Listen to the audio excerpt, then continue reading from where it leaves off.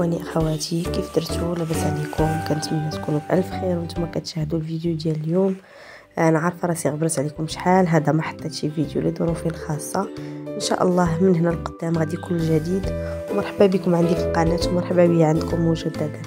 اذا ان شاء الله غنقدم معكم اليوم حلوه كلاصي غادا تكون بمكونات اقتصاديه. اسمحوا لي على صوتي رانا ضاربني البرد شويه. اذا غنبدا معكم بالمكونات. عندي 2 بيضات، قبيصه ديال الملح، عندي نص كاس ديال السكر وكاس لاروب ديال الدقيق الابيض، وعندي 2 معالق ديال الكاكاو. في واحد البول غادا نحط داك القبيصه ديال الملحه، غنضيف عليها 2 بيضات، وغادا نضيف داك نص كاس ديال السكر، وغادا نبقى كنطرب فيهم مزيان حتى تطلع ليا واحد الرغوه بيضه في الاول. من بعد غادا تولي كريمه عاقده، غنبقى نطرب فيها مزيان حتى كتقال.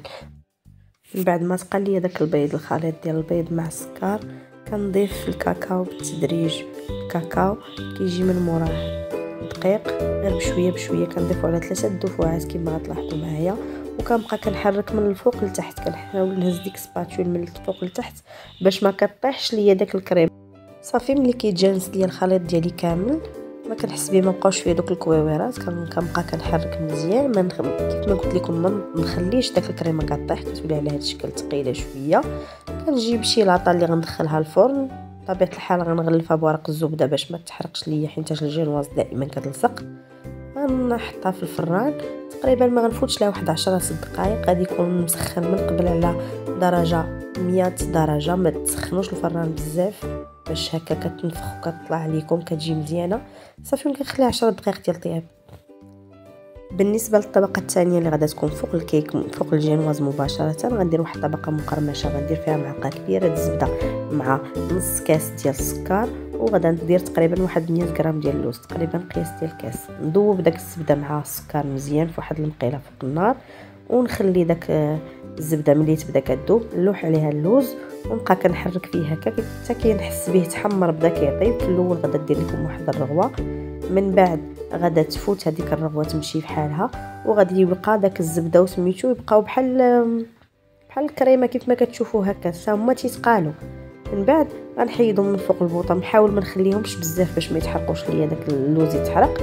نسرحهم فوق واحد الورق ديال الزبده يكون هكا مزيان باش ما يلصقوش ليا، ولا فوق سطح العمل ندهن الورق الزبده، ندهنو بالزيت الا كان عندكم الورق تيلصق، ما كانش راه مزيان بحال هكا. ومن بعد غادا نطحنو، هذا هو اللي غادي يكون طبقه مقرمشه. بالنسبه للطبقه الثالثه اللي غتكون فوق من الطبقه المقرمشه واللي هي لا كريم، هنايا خديت 100 غرام ديال لا كريم شونتيي، ضفت لها واحد 2 كيسان لاروب، يعني كاس وكاس لاروب ديال الحليب، وغادا نطلعها. تقدروا تخدموا بلا موس في بلاصه لا كريم شونتيي حتى هي كتجي مزيانه، ولكن ما غاديش نطلعها مزيان، غنطلعها ميمونطي نص، يعني تكون باقا شاده في راسها، ولكن ماشي لديك الدرجه ديال تولي مجموعه مزيان ديك لا كريم. غنخليها شويه شويه شويه، ما تكونش ميمونطي. راكم عارفين شنو كتعني ميمونطي، يعني نص طلعه ماشي كامله. هنايا غادا ناخذ واحد 100 غرام ديال الشوكولا. انا كيف ما كتلاحظوا عندي غير طريفات ديال الشوكولا نواغ مع شوكولا اتارتيني، هذه عندي ماركه مزيانه. غنشدها غادا ندوبها، تقدروا ديروا اي شوكولا بغيتو، ندوبها وغنقسمها على 2. النص غادا نخلط به لا كريم شونتيي باش غندير غاناش، والنص الاخر غادا نخلط به داك اللوز سميتو اللي حمرت. بالنسبه للغاناش غادا نضيف على هاد الشوكولا 2 ديال الحكاك ديال دانيت شوكولا، صغار ولا كبار اللي متوفر عندكم ماشي مشكل. غادي نخلطهم مزيان وهما اللي غادا نرجعهم غاناش. يعني هذه اسهل طريقه ديال الغاناش اللي تقدروا تستعملوا، ما زعما ما فيها لا كريم، ما فيهاش تماره، ما فيهاش حتى تبقاو تذوبوا تضيفوا هذه ولا هذه، غير شوكولا تكون دايبه تزيدوا عليها دانيت وكريم شونتي اولا كريم سميتو، تخلطوها كتعطيكم اسهل غاناش اللي تقدروا تحصلوا عليها. على هذا الشكل نخلطوهم مع بعضياتهم مزيان حتى كيتجانسوا، وحنا لقينا لا غاناش ديالنا وجدناها. بالنسبه للطبقه المقرمشه كيف ما قلت لكم غادا نطحن هذاك اللوز مع السكر اللي صوبت، وغادا نزيد نضيف عليه داك الشوكولا اللي ذوبنا هكا كنحركهم حتى هما مزيان حتى كيتجانسوا مع بعضياتهم. بالنسبه للحلوى اولا الجينواز غادا نسقيها بالحليب. انا كنفضل الحليب باش هكا ما كيجيش فيها الحلاوه بزاف، حيت داك السيروت السكر كيحليها بزاف، ما كتبقاش الطعم ديالها زوين، كتولي ديك الحلاوه زايده بزاف. هكا كنخليها حتى كتشرب ليا داك الحليب. من بعد كنسرح عليها ديك الطبقه المقرمشه اللي وجدت معاكم حتى نقادها هكا باش كتجي مفينيه مزيانه، طبقه رقيقه، ما تجيش عاوتاني غليظه بزاف. الا جات غليظه ما كتجيش زوينه في العضه كيف ما كنقولوا، كتحسي بها غليظه زايده بزاف. مهم تكون واحد الطبقه فينه رقيقه مزيانه صافي. ومن بعد غنضيف لاكاناش فوق من هاد الطبقه المقرمشه اللي درت. نخلي الطبقه المقرمشه حتى كتشد في راسها مزيان، نعاود ندخلها للثلاجه باش كتبرد. داك الشوكولا كيتجمع مزيان وكتشد في راسها. ملي كتشد في راسها عاش تقدروا ديروا ديك الطريقه ديال كديروا لاكاناش هي الاولى، عاد كتقلبوا فوق منها الكيك، اولا تقدروا ديروا بحال هكا الكيك لتحت وتجي فوق منه لاكاناش، ولكن غادي تجيكم لا فينيسيون تقدر ما تجيكمش مقاده من الفوق، بحيث الكيك يقدر يكون عوج هكا ولا ما مقادش ولا راكم عارفين. المهم انا درت الطريقه الاولى اللي قلت لكم ديال غندير لاكاناش لتحت وعاش غادا نقلب فوق منها الكيك. هكا كتجي مزيانه وكتجي زعما تحاولوا ديروا في الاول تسرحوا كيف ما كتشوفوا معايا في الفيديو، تسرحوا واحد الطبقه رقيقه ديال الكريمه حتى تفينيو زعما داك ما يبقاوش لكم تقيبات وما يبقاش لكم داكشي في المول من التحت.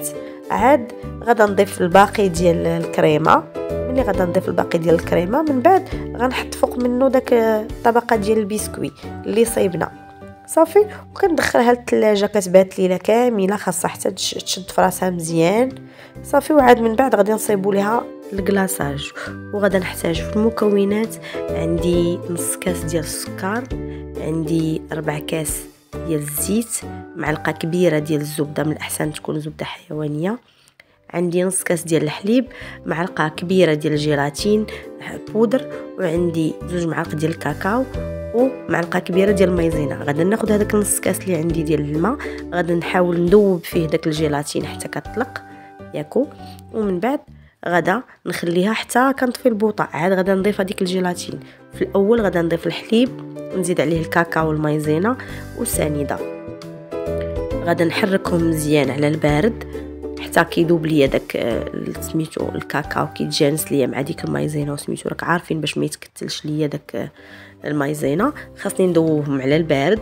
من بعد كنحطهم فوق النار حتى كيبداو كيغلاو مزيان، كنحركهم كنخليهم حتى كيبداو يغلاو. من بعد كنضيف ديك الجيلاتين اللي طلقات ليا، ولكن ملي كنحيدها من البوطه ما كنضيفهاش فوق من البوطه العافيه حتى كنطفيها.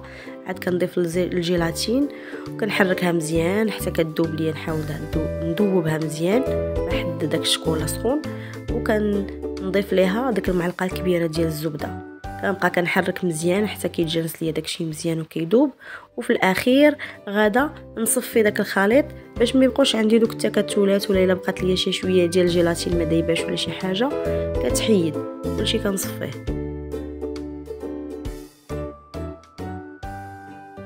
ملي كنت كنتسنى الكلاصاج يبرد شي شويه جبت الحلوه وخليتها على برا هكا باش كتطلق شي شويه. الساعه ملي رجعت لقيت الوليدات كعدروا ليا الجنيبات ديالها كما غادي تلاحظوا، راه كانت كاري، كانت كتبان مقنته من الجناب دوك الجناب القنات كاملين كلاوهم.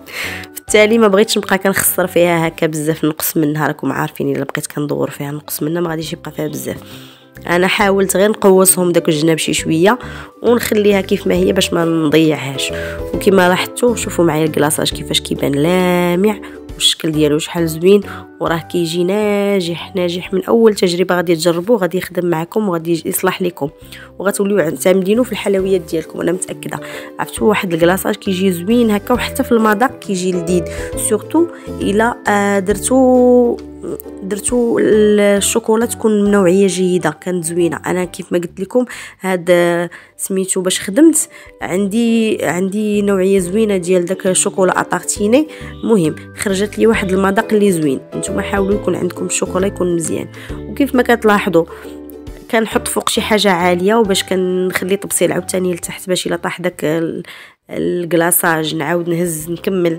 الا كانت شي حاجه خاويه من الجناب كتعاودوا تصحوها وهكا، وكندخلوا للثلاجه حتى كيبرد. كيف ما كتشوفوا اللمعان ديالو راه كيخرج غزال غزال غزال، كيلمع وزوين. هنا غنحاول نحط فوق منه واحد الشميعه باش يبان لكم داك الظل ديال باش يبان لكم راه انه لامع. وبالنسبه للشوكولا اللي الفوق راه خديت غير واحد شوكولا طابليت ذوبتها، ضفت عليها شويه البندق وشويه ديال الزبيب وهكا هرستها وحطيتها الفوق. راه ديكوريت زعما ديكور سامبل. وفي الجناب شويه ديال البسكوي، هذاك غير بسكوي ديال الماكله اللي كياكلوا الوليدات ما فيه لا شكلاط لا والو، قاديت به في الجناب وصافي. التزيين كان بسيط وما ماشي زعما شي حاجه مكلفه. والمهم هكا ديال النتيجه اللي عطاتني. شوفوا اللمعان ديال الكلاصاج كيفاش كيبان من بعد ما بردت الحلوه، راه نتيجه زوينه وكتخرج لكم اقتصادي. كان هذا هو الفيديو ديالي ديال اليوم من بعد ما غبرت عليكم شحال هذا. كنتمنى يكون نال الاعجاب ديالكم، وكنتمنى تشاركوه مع احبابكم وصحابكم، الناس اللي كتبغيو كيف ما ديما تبارطاجيو. و ما تنساوش تدعموني باللايك والاشتراك اللي مازال ما اشتركش في القناه. وكنشكركم على متابعه الفيديو حتى الاخير.